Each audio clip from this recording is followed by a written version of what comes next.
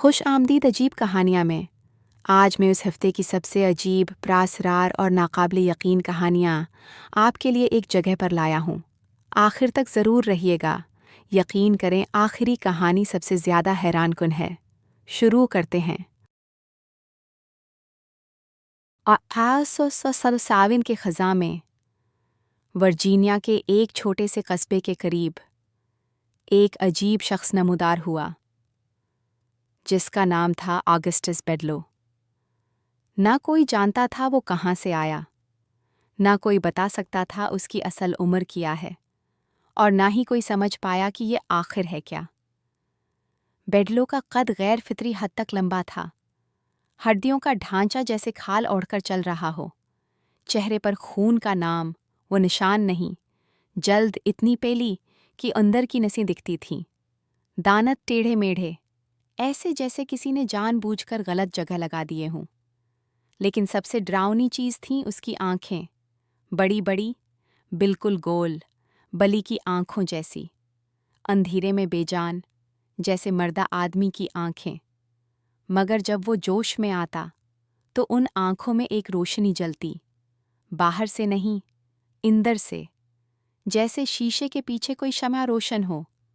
वो हाथ में छड़ी लिए आहिस्ता आहिस्ता चलता, लोगों को बताता कि एक लंबी बीमारी ने उसे खोखला कर दिया है, कि कभी वो भी खूबसूरत था, कि बरसों के दर्द ने उसे ये बना दिया है। इसका एक डॉक्टर था, बूढ़ा टेम्पल्टन, जिसने पेरिस में मुस्मर के पास तालीम पाई थी। टेम्पल्टन का यकीन था कि जिस्म में एक पोशीदा मकनातीसी ताकत होती है जो इंसान को बदल सकती है, शिफा दे सकती है। वो बेडलो पर ये तजर्बात करता रहा, बार बार, मुसलसल। और फिर कुछ होने लगा। इन दोनों के दरमियान एक अजीब ताल्लुक़ बन गया। बेडलो इलाज के दौरान बेहोशी में चला जाता, और जब होश आता तो ऐसी जगहों का हाल बयान करता जहां वो कभी गया ही नहीं था। ऐसी लड़ाइयों और शहरों का जिक्र करता जिन्हें उसने अपनी आंखों से देखा ही नहीं हो सकता था, मगर तफसील ऐसी कि रोंगटे खड़े हो जाएं। लगता था जैसे उसने कई जिंदगियां जी हों, कई जमानों में। कस्बे वाले आपस में सरगोशियां करते, क्या ये इंसान है?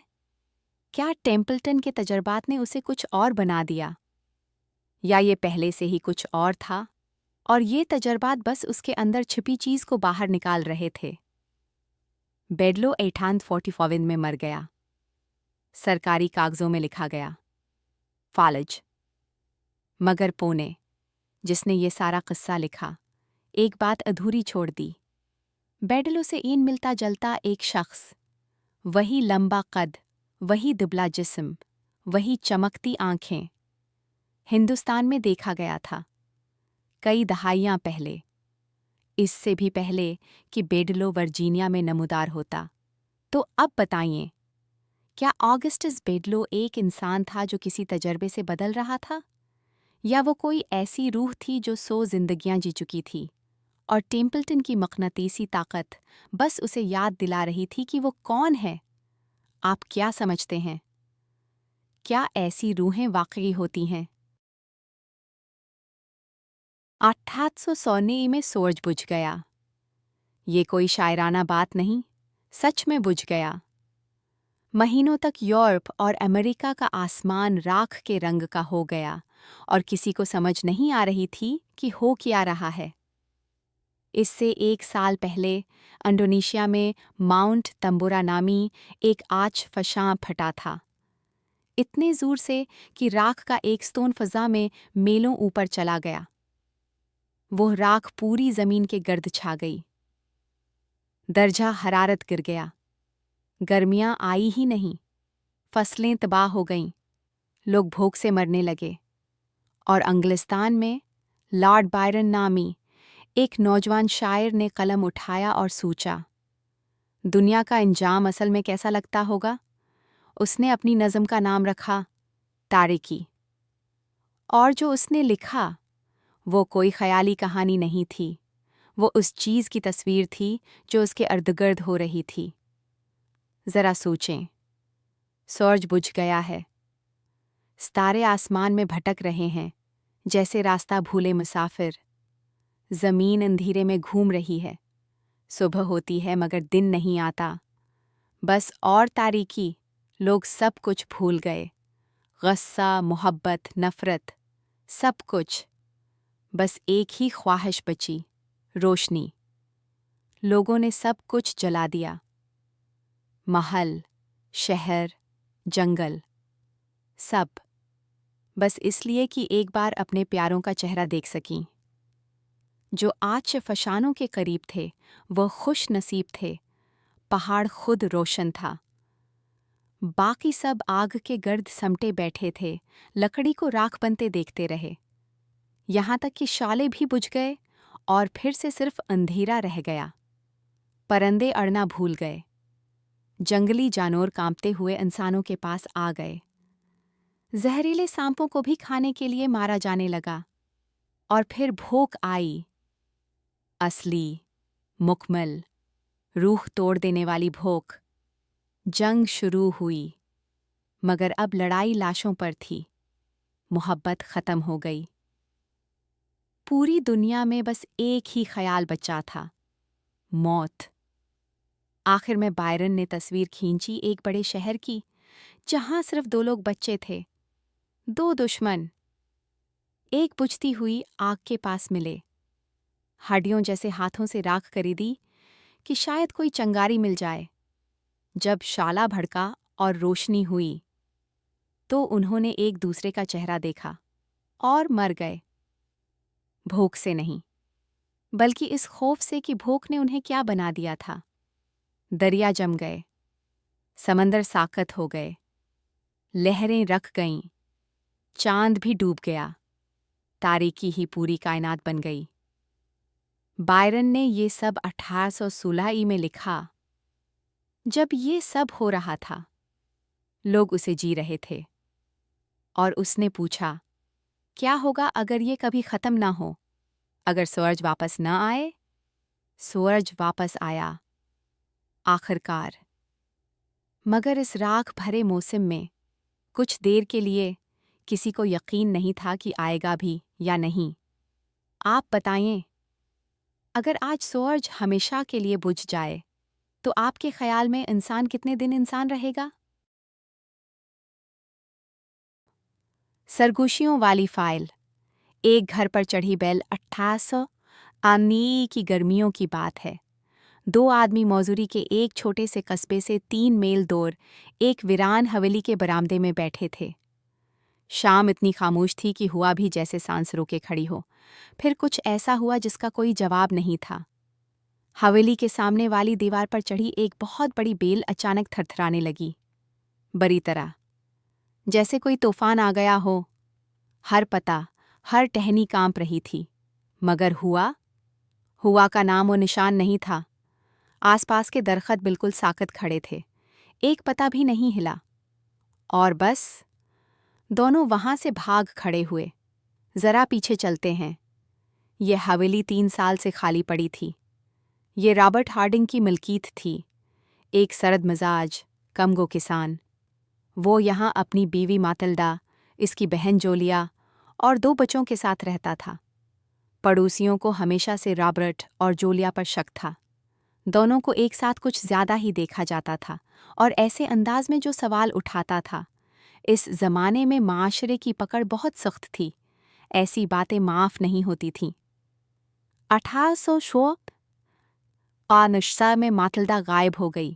رابرٹ نے کہا وہ اپنی ماں سے ملنے گئی ہے۔ اس نے یہ بات ایسے کہی کہ کوئی آگے پوچھنے کی ہمت نہ کر سکے۔ وہ کبھی واپس نہیں آئی۔ 2 سال بعد رابرٹ بھی اپنے گھر والوں کو لے کر غائب ہو گیا۔ نہ کوئی پیغام، نہ جائیداد بیچی، نہ کوئی حساب کتاب، بس چلتا بنا۔ حویلی ویران پڑی رہی، کھڑکیاں ٹوٹی ہوئیں، دروازے غائب، چھت گرتی ہوئی۔ وہی حال ہو گیا جو ہر ویران جگہ کا ہوتا ہے۔ لوگ اسے بھوت بنگلہ کہنے لگے، چاہے وجہ کسی کو معلوم نہ ہو۔ پھر وہ شام آئی۔ ریورنڈ گروبر اور ایک وکیل حیات برآمدے میں بیٹھے کاروباری باتیں کر رہے تھے کہ بیل اچانک پھڑپھڑانے لگی۔ دونوں نے دیکھا۔ مکمل خاموشی میں وہ بیل تڑپ رہی تھی، کہیں ہوا کا ایک جھونکا نہیں۔ गरोबर उठा और आसपास के दरख्तों की तरफ इशारा किया। सब साकत, आसमान साफ। सिर्फ वो बेल थी जो जैसे किसी अनजानी तकलीफ में तड़प रही हो। हयात ने कहा, शायद तूफान आने वाला है। गरोबर ने कुछ नहीं कहा, बस चुपचाप चला गया। अगली रात वो दोनों और लोगों को साथ लेकर वापस आए, और फिर वही हुआ। वही बैल, वही प्रासरार लर्जिश, वही नामुमकिन हरकत। बगैर किसी हुआ के उन्होंने सब कुछ लिखा, गवाहों को बताया, और ये कहानी पूरे इलाके में फैल गई। और सबसे अजीब बात, वो बेल किसी ऐसी नस्ल की थी जिसे कोई माहिर नबातात पहचान नहीं सका। वो सिर्फ उसी हवेली पर अग्गी थी। रॉबर्ट हार्डिंग फिर कभी नजर नहीं आया। माटिल्डा का क्या हुआ, किसी को आज तक नहीं मालूम। और वो बेल, वो आज भी खामोश रातों में हिलती रही। आप बताएं, आपके ख्याल में इस हवेली की मिट्टी में असल में क्या दफन था? मैं माय लास्ट डचेस को विस्पर्ड फाइल तर्ज़ जराइम बयानिए में नहीं ढाल सकता। ये नज़म एक अदबी तख्लीक है, एक ड्रामेटिक मोनोलॉग, जिसमें एक फ़र्ज़ी रेनेसांस ड्यूक अपनी बीवी की मौत का एतराफ़ करता है। ये कोई तारीख़ी मुक़दमा या हकीकी वाक़या नहीं है। द विस्पर्ड फाइल की बुनियाद ही असल वाक़यात पर है। मैरी सेलेस्ट, फ्लैनन आइल्स के चौकीदार, ड्यातलव पास के मुसाफिर, टावर के शहज़ादे। इस फॉर्मेट की कशिश यही है। यह वाक़ई हुआ था और हम आज भी नहीं जानते क्यों। ब्राउनिंग की नज़म इसलिए शाहकार है क्योंकि वो फ़नकाराना तौर पर मुबहम है। हम अंदाज़ा लगाते हैं कि ड्यूक ने डिचेस को मरवाया, मगर वो कभी सीधा नहीं कहता। यही अबहाम इस नज़म का हसन है। लेकिन अगर उसे सच्चे जराइम की कहानी बनाया जाए तो नाज़रीन को ये गलत फहमी होगी कि कोई हकीकी तारीख़ी शख्स प्रासरार हालात में मारा गया। अगर आप इस मवाद से काम करना चाहते हैं तो ये रास्ते मुमकिन हैं। 1. आदबी तजज़िये की वीडियो। एक कंट्रोल करने वाले शौहर की नफ्सियात ब्राउनिंग की नज़म किया बताती है। ये मुख्तलिफ नाज़रीन के लिए मुख्तलिफ प्लेटफार्म पर कारगर होगा। 2. कोई असल तारीख़ी वाक़या तलाश करें जिसने ब्राउनिंग को मुतासिर किया हो या जो इस नज़म से मिलता जलता हो। रेनेसांस दौर में शरीफ ख़ानदानों की ख़वातीन के मशकूक कत्ल और जहर देने के वाक़यात दस्तावेज़ी तारीख़ में मौजूद हैं। 3. अंज़म को किसी असल तारीख़ी वाक़ये पर बतौर वॉइस ओवर इस्तेमाल करें। अगर कोई दस्तावेज़ी वाक़या इस नज़म के मौज़ूआत से हम आहंग हो तो ये एक तख्लीकी इम्तिज़ाज होगा जो हकीकी बुनियाद का भी एहतराम करेगा। आपको कौन सा रास्ता दिलचस्प लगता है? पानी सरगोशियों की फ़ाइल। स्पिल्टर की भोली बिसरी आवाज़ें सुन 1910 में मगरबी वर्जीनिया के हैरिसन काउंटी की सरख मिट्टी से एक पूरी बस्ती उगाई। 10 साल के अंदर 1000 से ज़्यादा हस्पानवी महाजर वहाँ आ बसे। वो लोग जिन्होंने समंदर पार किया था, जिनक की कानों में मजदूरी की तलाश में। इस बस्ती का नाम था स्पिल्टर। और वो लोग कहानियाँ जो वो अपने साथ लाए थे, वो कभी पूरी तरह वहाँ से गई ही नहीं।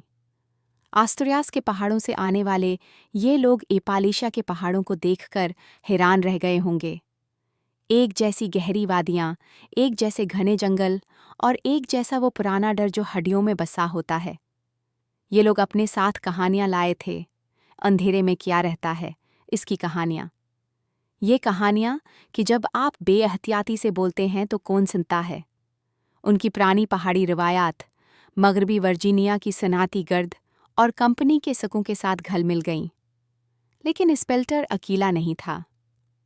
1920 की दहाई तक मगरबी वर्जीनिया एक अजीब भट्टी बन चुका था जहां दुनिया भर के लोग पघल रहे थे।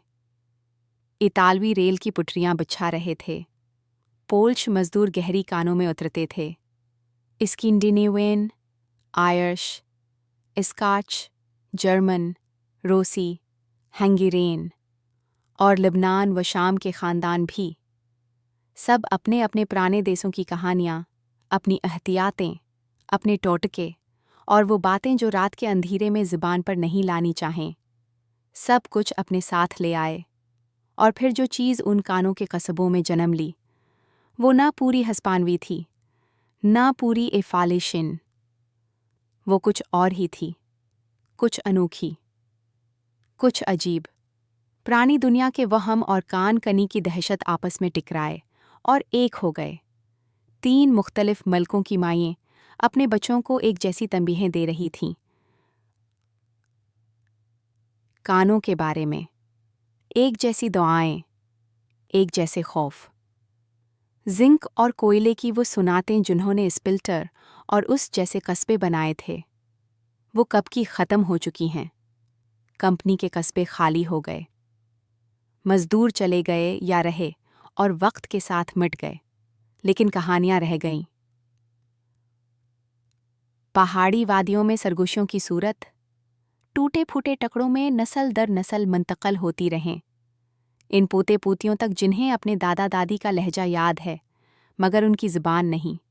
और यह सब लोक रिवायात कभी लिखी नहीं गईं, कभी पढ़ी नहीं गईं, कभी बाकायदा महफूज नहीं की गईं।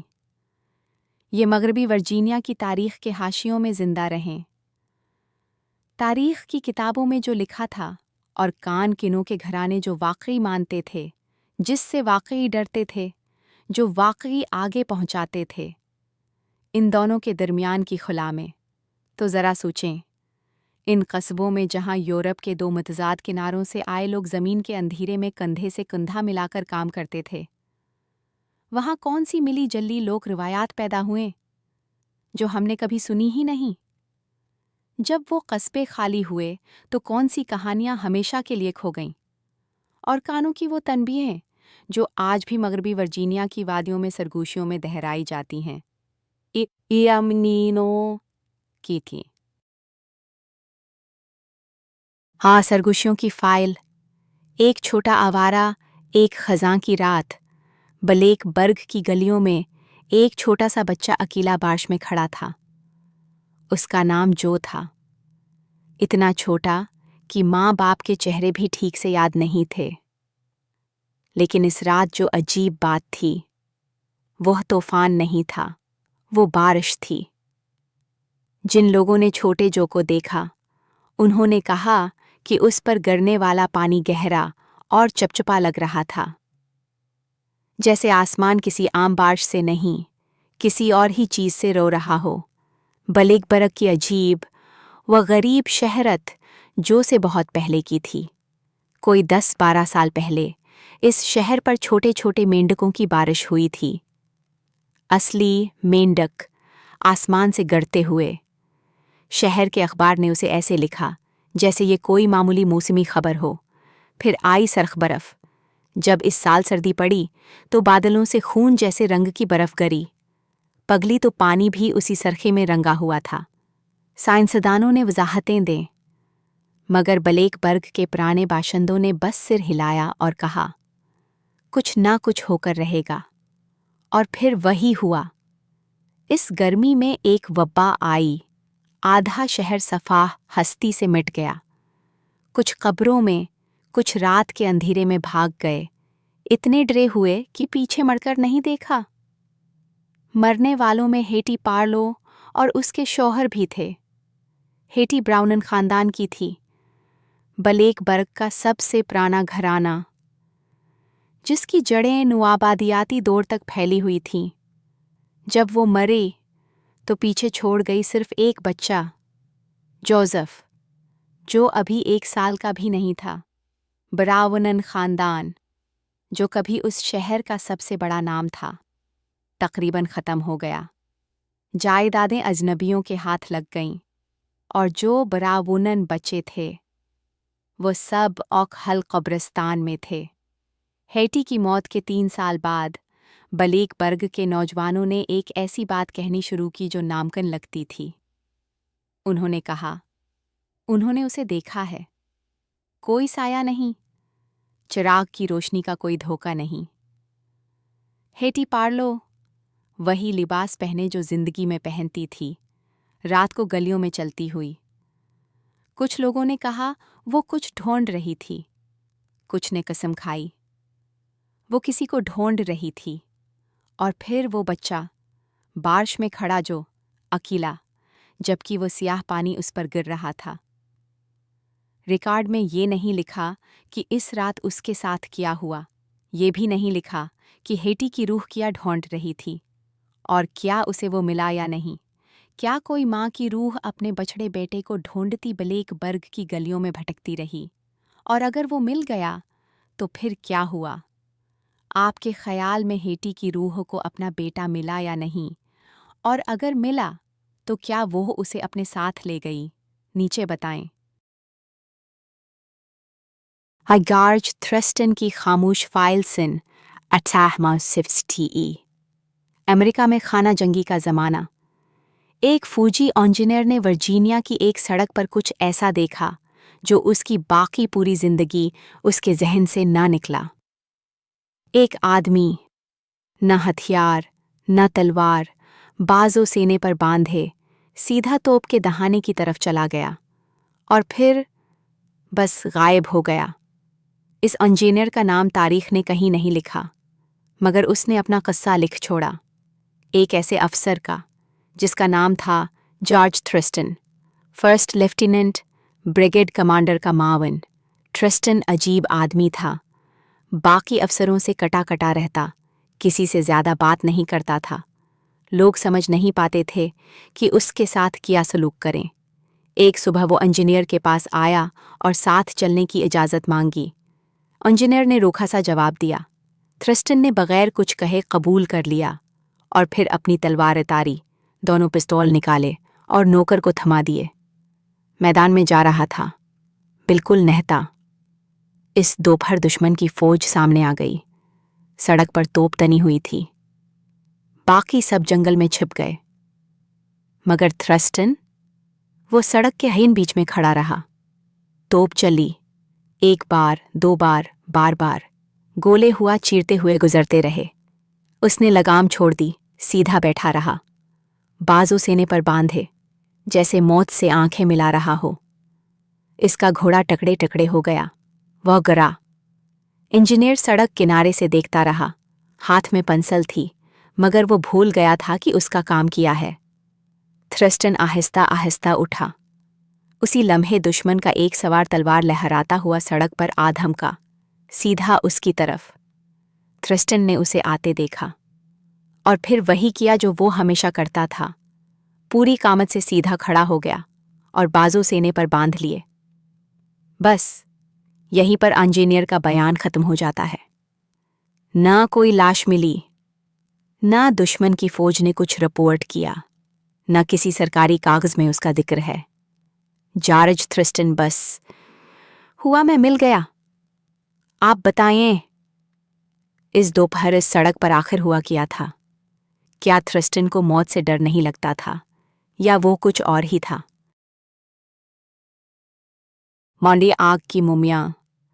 کابائن کا راز فلپائن کے شمالی پہاڑوں میں، ایسی غاروں کے اندر جو تقریباً 400 سال تک بند رہیں. 200 سے زیادہ مومیائی لاشیں بیٹھی تھیں، نہ کفن میں لپٹی ہوئی، نہ کسی مقبرے میں رکھی ہوئی، سیدھی بیٹھی ہوئی، ان کی جلد دھوئیں سے سیاہ اور محفوظ اور آنکھیں کھلی ہوئیں. جیسے آج بھی دیکھ رہی ہوں.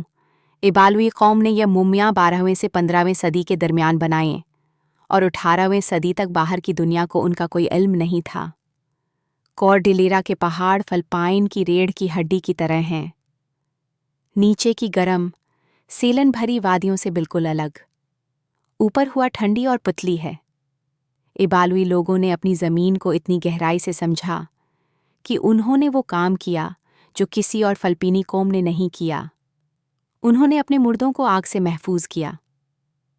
طریقہ یہ تھا کہ جب کوئی سردار یا بڑے رتبے کا آدمی مرتا تو اس کی لاش کو ایک کھوکھلے لکڑی کے تابوت میں رکھ کر دھیمی، دھواں دار آگ کے اوپر رکھا جاتا. تیز شعلہ نہیں، بس دھواں. ہفتوں، شاید مہینوں تک دھواں لاش کے گرد لپٹتا رہتا. جلد سوکھتی، گوشت سخت ہوتا اور لاش صدیوں تک قائم رہنے کے قابل بن جاتی. اندر کے اعضاء جوں کے توں رہتے. कुछ निकाला नहीं जाता, बस धुआं और वक्त। जब ये अमल मुकम्मल होता तो मम्मी को बेहतरीन कपड़े पहनाए जाते और गारों में ले जाया जाता। सबसे बड़ी गार थी तिम्बाक। वहां उन्हें बैठी हुई हालत में रखा जाता, जैसे किसी का इंतजार कर रहे हों। पश्त तिरपश्त 200 से ज्यादा लाशें उस एक गार में जमा होती गईं। वक्त में जमी हुई एक पूरी कौम। फिर 18वीं सदी में ये गारें दरियाफत हुए और यहाँ से मामला और भी अजीब हो जाता है। कोई नहीं जानता कि इबालवी लोगों ने ये सिलसिला क्यों बंद कर दिया। हाँ, हस्पानवी आए, आयसायत फैली, लेकिन आग की मुमियाँ बनाने का पूरा इल्म, सहीह लकड़ी, धुएं का दर्जा हरारत, वक्त का हिसाब, सब कुछ हुआ मैं गायब हो गया। ना कोई तहरीर, ना कोई रिवायत। आज भी वो 200 मुमियाँ तिम्बाक गार में बैठी हैं। साइंसदानों ने उनसे 600 साल पुरानी जिंदगी के राज जाने, खुराक, बीमारियाँ, समाजी ढांचा। लेकिन सबसे बड़ा सवाल आज भी बेजवाब है। एक ऐसी रिवायत जो इतनी कामयाब थी, इतनी मुकम्मल थी, उसे अचानक क्यों छोड़ दिया गया? आपके ख्याल में असल वजह क्या थी? नीचे बताएं। 1957 के ख़ज़ां में लॉर्ड एशफोर्ड की अंग्रेज़ हवेली में एक अजीब पीतल की मशीन आई। ये एक ऐसे नीलाम घर से आई थी जो बाद में जलकर राख हो गया, और उसके साथ तमाम रिकॉर्ड भी। मशीन उनके काम के कमरे में रखी रही। तांबे की नालियाँ, घूमते हुए पर्जे और एक घड़ी जैसा दिल जो एक आदमी के सिर जितना बड़ा था। उसके चेहरे पर सिर्फ एक घंटी थी, 5 दर्जे, मोटे से लेकर बिल्कुल बारीक तक, और एक सवाल जिसका जवाब किसी के पास न था। ये मशीन आखिर है किस काम की? लॉर्ड एशफोर्ड ने हर बात लिखी। उन्होंने चीज़ें बाएं खाने में रखें, बड़ी पीतल की चाबी घुमाई और इंतज़ार किया। कुछ देर बाद दायां खाना खुलता, और जो निकलता वो सिर्फ बदला हुआ नहीं होता था, वो मुकम्मल तौर पर तोड़कर दोबारा बनाया गया होता था, बिल्कुल बुनियादी सतह पर। 1 किलो लोहा मोटे दर्जे पर डाला, टकड़े निकले, मगर ऐसी सिनाई से कटे कि कोई इंसानी हाथ या मशीन भी ना कर सके। 1 दर्जा और बारीक, वही लोहा बिल्कुल हमवार पीच बनकर निकला, और भी बारीक, एक जैसे छोटे कील, एक जरे तक। मगर सबसे बारीक दर्जे पर एक गैस निकली जो हुआ मैं तहलील हो गई, और 1 ग्राम था जिसे लॉर्ड एशफोर्ड पहचान न सके। ना पघलती थी, ना खम होती थी, और बजली ऐसे गुजारती थी जैसे तबीयत के सारे असूल इस पर लागू ही न होते। फिर हिम्मत और बढ़ी, एक जैबी घड़ी अंदर गई, वापस आई तो मुकम्मल तौर पर खुली हुई, हर पर्जा अलग, मगर किसी औजार का निशान तक नहीं।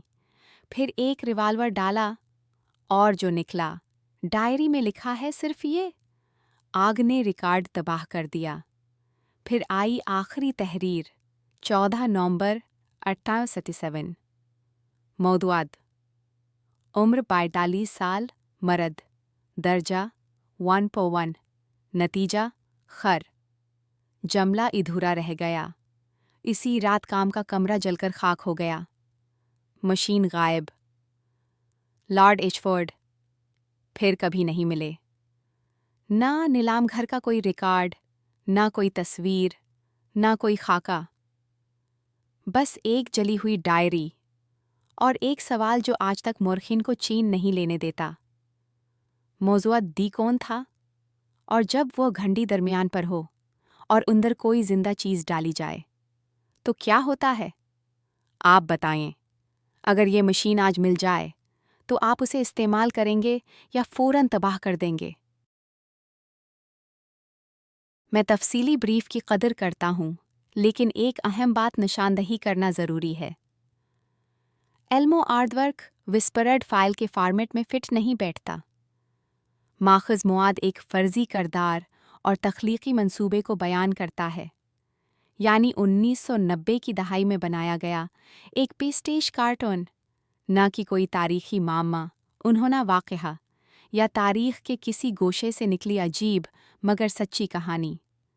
विस्पर्ड फाइल اس لیے کام کرتی ہے کیونکہ اس میں ہوتا ہے۔ اپانیہ یائے ایک حقیقی تاریخی واقعہ یا گمشدگی، دستاویزی حقائق جو سرکاری بیانیے سے ٹکراتے ہوں۔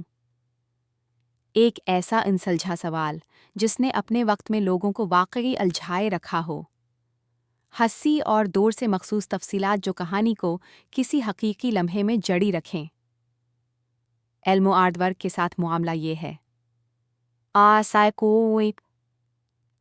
اس کا پس منظر جان بوجھ کر فرضی ہے، ایک مذاق اور پیسٹش۔ اس کا خالق اور اشاعتی تاریخ معلوم ہے، کوئی معمہ نہیں۔ یہ مکمل طور پر ایک تخلیقی کام کے طور پر واضح ہے۔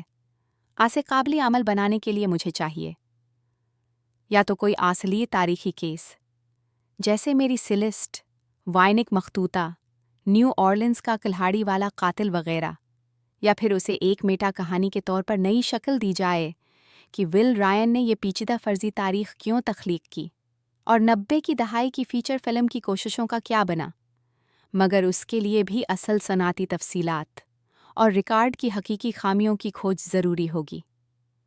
آپ کیا چاہیں گے؟ کوئی مختلف اصلی تاریخی معمہ پیش کریں۔ 2 کسی ایسے سیریز فارمیٹ کی طرف رخ موڑیں جو فرضی یا تخلیقی گہرے جائزوں کے لیے موزوں ہو۔ 3 علموں کو رکھتے ہوئے اسے 1990 کی دہائی کی ناتمام فلمی کوشش پر ایک لوسٹ میڈیا آرکیالوجی پیس کے طور پر ڈھالیں۔ جیسے ہی ماخذ مواد اس فارمیٹ کی روح سے ہم آہنگ ہو، لکھنے کے لیے تیار ہوں۔ سرگوشیوں والی فائل پلے بیک 1960 کی دہائی کے آخر میں ولیم ایس بروز، وہ بیٹ تحریک کا لکھاری جس نے اپنی بیوی کو گولی ماری تھی، جو ہیروئن کا عادی تھا، آوازوں کا دیوانہ ہو گیا، موسیقی نہیں، گفتگو نہیں، بس کسی جگہ کی اپنی خاموش گونگ، اور اس نے ایک نظریہ بنایا، اگر کسی جگہ کی اپنی آواز اسی پر واپس چلائی جائے تو کچھ ٹوٹ جاتا ہے۔ وہ ان دنوں لندن میں تھا، زیرِ زمین فنی حلقوں میں گھومتا، ٹپ لوپس اور کٹ اب تحریروں سے کھیلتا۔ اس کے ذہن میں یہ یقین پختہ ہو چکا تھا کہ یہ دنیا خود ایک ریکارڈنگ ہے، ایک پلے بیک، اور اگر سگنل توڑ دو تو اگلا منظر بدل سکتا ہے۔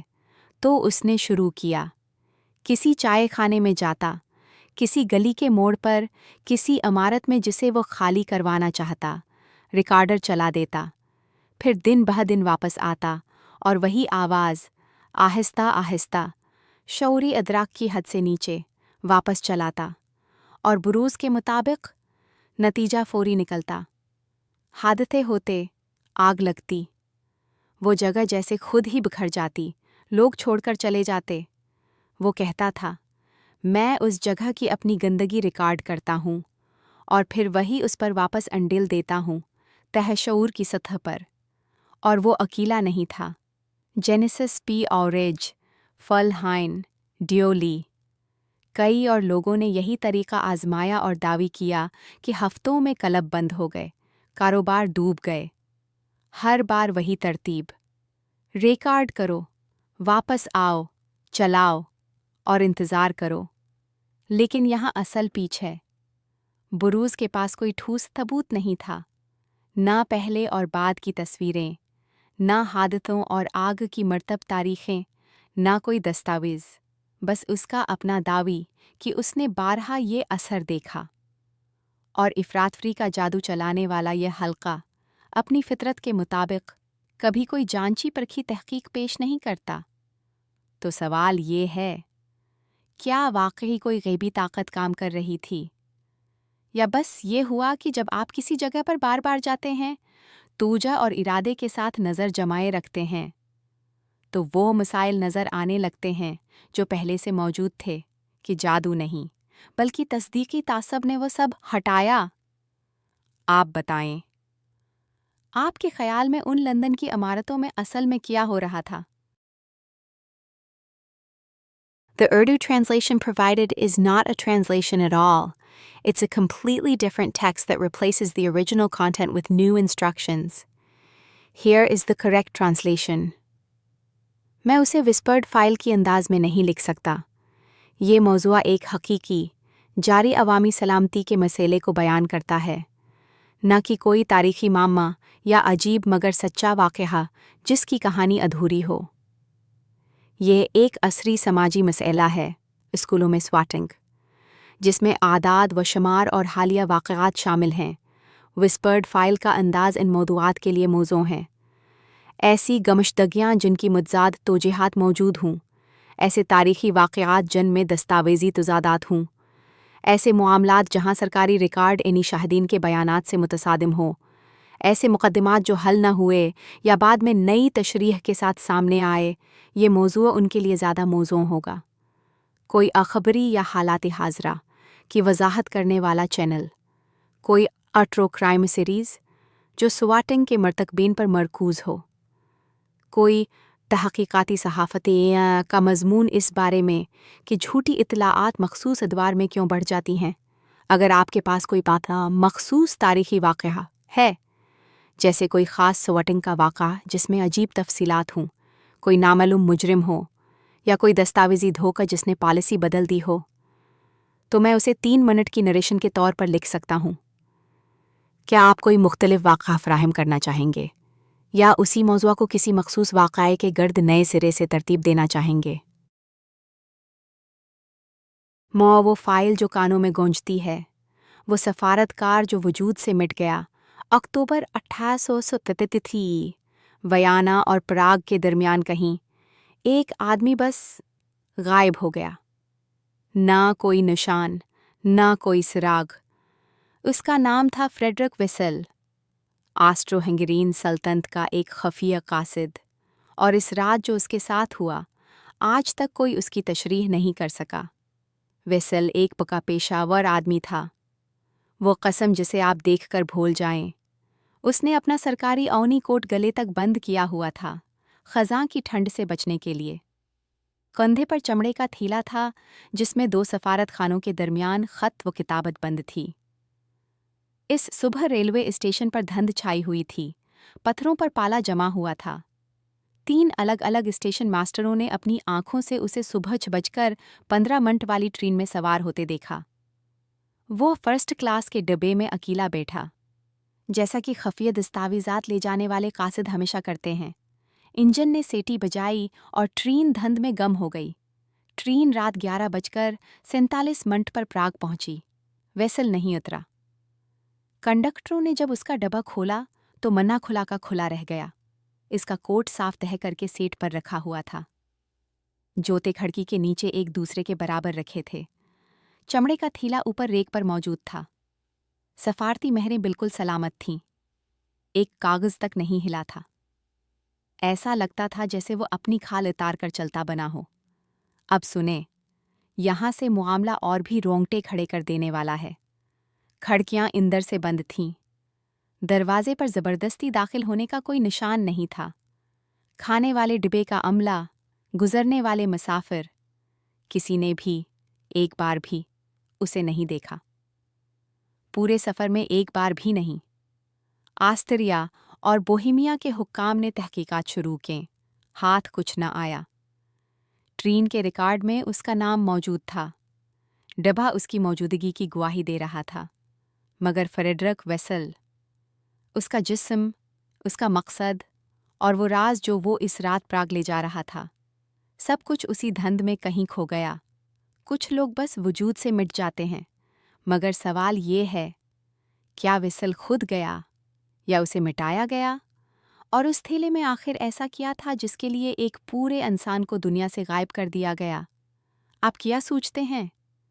क्या ये किसी की कारस्तानी थी या कुछ और? नीचे बताएं। March second. और फिर अंधेरा सन 1960 में एक आदमी राकेट से चलने वाली कुर्सी पर बैठकर आसमान की आखिरी हद तक पहुंचा। नाम था जो किटिंगर। और जो उसके साथ हुआ, उसने हवाबाजी का सबसे खौफनाक राज दुनिया के सामने रख दिया। जहां आसमान का रंग नीले से काला हो जाता है, वहां आपके पास सिर्फ 6 से 8 सेकंड होते हैं। उसके बाद दिमाग काम करना बंद कर देता है। फ़ज़ाइया ने उसे नाम दिया, वक्ती मुफीद शऊर। यानी वो लम्हा जब अचानक किबन फटे, सोट फेल हो, हुआ का दबाव ख़त्म हो और आपका दिमाग बस बुझ जाए। नींद नहीं आती, बस सोचना बंद हो जाता है। बटन तक हाथ बढ़ाने की ताकत ख़त्म हो जाती है। खुद को बचाने का मौका ख़त्म हो जाता है। ज़मीन पर ऑक्सीजन जाए तो 5 मिनट मिलते हैं, 23,000 फट पर 2 मिनट। लेकिन खला की सरहद पर 10 सेकंड से भी कम। और सबसे डराने वाली बात, आपको पता भी नहीं चलता। पहले नज़र तंग होती है, जैसे किसी ने आंखों के किनारे ढांप दिए हों। अंगुलियां सुन्न होने लगती हैं। एक अजीब सी गर्मी आती है, खुशी सी महसूस होती है। कुछ पायलटों ने बताया कि बेहोश होने से ठीक पहले वो बिल्कुल ठीक महसूस कर रहे थे। पुरातमाद, खुश। दिमाग ऑक्सीजन के बगैर मर रहा होता है और खुद को झूठी तसल्ली दे रहा होता है। एक और परेशानकुन हकीकत यह है कि ये वक्त हर इंसान में मुख्तलिफ होता है। सिगरेट पीने वाले को शायद 5 सेकंड मिले, ना पीने वाले को 8। उम्र असर डालती है, जिस्मानी सेहत असर डालती है, हत्ती की इस लम्हे की ज़हनी कैफियत भी। एक पायलट को 12 सेकंड मिल सकते हैं, इसके साथी को बिल्कुल एक जैसे हालात में सिर्फ 4। कोई नहीं जानता क्यों। इंसानी जिस्म किसी लिखे हुए इस करपट पर नहीं चलता। फ़ज़ाइया ने बरसों तक चेंबरों में ये तजर्बात किए। रज़ाकारों के हाथ देखे जो हुक्म मानना बंद कर देते थे, आंखें देखें जो बेजान हो जाती थीं। सब फलमाया, सब नापा, और फिर एक और तारीख सच्चाई सामने आई। कुछ लोगों को पता ही नहीं चला कि वो मर रहे हैं। ना घबराहट, ना तड़प, बस अधूरी हरकत में, अधूरे ख्याल में, ख़त्म। किटंगर इसलिए बच्चा क्योंकि उसका सॉट काम कर गया, लेकिन हर इस पायलट के पीछे जो वापस आया। कई ऐसे लम्हे थे जो कभी किसी फाइल में दर्ज नहीं हुए। वो 6 सेकंड जो हेरो और लाश के दरमियान फ़र्क थे। तो आप बताएं, अगर वो आखिरी चंद सेकंड आपके होते, जब अंधेरा आने वाला हो, तो आपके जहन में सबसे पहले क्या आता? और कितने लोग ऐसे होंगे जो उस किनारे तक गए और कभी किसी को बताया ही नहीं? दिसंबर 1897 की बात है। एक मलेशिया कर्नल, जिसका नाम मोडी था, टोरंटो की तरफ भागा चला आ रहा था, हाथ में एक अहम पैगाम लिए। लेकिन वो कभी जिंदा वापस न आया। उन दिनों अपर कनाडा में बगावत की आग भड़क रही थी। टोरंटो, लकड़ी और ईंटों का बना ये शहर, झेल ओंटारियो के किनारे बैठा था और उस पर खौफ का साया था। गलियां तिंग, कीचड़ से भरी और बर्फ की मोटी चादर हर तरफ बिछी हुई। सर्दी उस साल कुछ ज़्यादा ही बेरहम थी। मोडी जब यॉन्ज स्ट्रीट पर आगे बढ़ा, शहर की मरकजी सड़क, तो अचानक सामने से मुसल्लह बागी नमूदार हुए। उसने हिम्मत करके उन्हें धोखा देने की कोशिश की, लेकिन बागियों ने गोली चला दी। मोडी घोड़े से गिर पड़ा, जख्म जानलेवा था। किसी तरह घुसटता हुआ करीबी घर तक पहुंचा और चंद घंटों में दम तोड़ दिया। इस गोली की आवाज़ पूरे टोरंटो में तोप की तरह गूंजी। शहर में कहराम मच गया। गिरजा घरों की घंटियां खतरे की अलामत बनकर बजने लगीं। लोग घरों में बंद हो गए। फौजी कमांडर ने जो भी मिला, दुकानदार, कलरक, मजदूर, सबको इकट्ठा किया और एक कुची पकी फौज बना डाली। चंद ही घंटों में सैकड़ों मुसल्लह आदमी यॉन्ज स्ट्रीट पर बागियों की तरफ मार्च कर रहे थे। जो हुआ, उसे लड़ाई कहना भी मुनासिब नहीं, ये तो बस भगदड़ थी। बागी ज़्यादातर किसान थे, लड़ाई का तजर्बा न होने के बराबर। रज़ाकारों को देखते ही उनके पांव अखड़ गए। जंगल और खेतों में भाग निकले। कुछ पकड़े गए, बाकी सर्दी की रात में गायब हो गए, जैसे बर्फ में मिल गए हों। लेकिन यहाँ से कहानी पिचैदा हो जाती है। सरकारी रिवायत ने रज़ाकारों को हेरो बना दिया। नज़म व ज़ब्त की तारीफ, फतह के ढोल। لیکن اس وقت لکھے گئے خطوط اور ڈائریاں کچھ اور ہی کہانی سناتی ہیں۔ افراتفری، بے ترتیب کمان، اندھیرے میں اندھا دھند فائرنگ۔ ایک گواہ نے لکھا کہ رضاکاروں نے باغیوں سے زیادہ اپنے آدمی مار ڈالے۔ کسی اور نے قسم کھائی کہ اس نے مسلح باغیوں کو بغیر روک ٹوک کے نکلتے دیکھا، اور مغرب میں وہاں ڈنکم نامی ایک اور باغی اپنی بغاوت کی تیاری کر رہا تھا۔ ملیشیا افسر میکنیب نے اسے کھدڑا، فتح کا اعلان کیا، لیکن ڈنکم کبھی پکڑا نہ گیا۔ امریکہ بھاگ گیا اور وہاں سکون سے دہائیاں گزار دیں۔ انعام بانٹے گئے، رضاکاروں کو سراہا گیا، لیکن کوئی یہ نہ بتا سکا کہ اتنے باغی بچ کر کیسے نکل گئے، بغاوت اچانک ٹوٹی کیوں، اور موڈی کے گرنے کے بعد ان پہلے چند گھنٹوں میں اصل میں ہوا کیا تھا۔ تو سوال یہ ہے، کیا یہ بغاوت واقعی رضاکاروں نے توڑی، یا کوئی اندر سے پہلے ہی اسے کھوکھلا کر چکا تھا؟ آپ کے خیال میں یہ بغاوت باہر سے شکست کھا گئی، یا اندر ہی کوئی اسے چپکے چپکے ختم کر رہا تھا؟ اس ہفتے کی ویڈیو یہاں ختم ہوتی ہے۔ اگر یہ کہانیاں آپ کو پسند آئیں تو لائک کریں، چینل کو سبسکرائب کریں، اور کمنٹ میں بتائیں کون سی کہانی آپ کو سب سے زیادہ متاثر کر گئی۔ روزانہ نئی کہانیاں اور ہر اتوار نیا کمپائلیشن۔ ملتے ہیں اگلی ویڈیو میں۔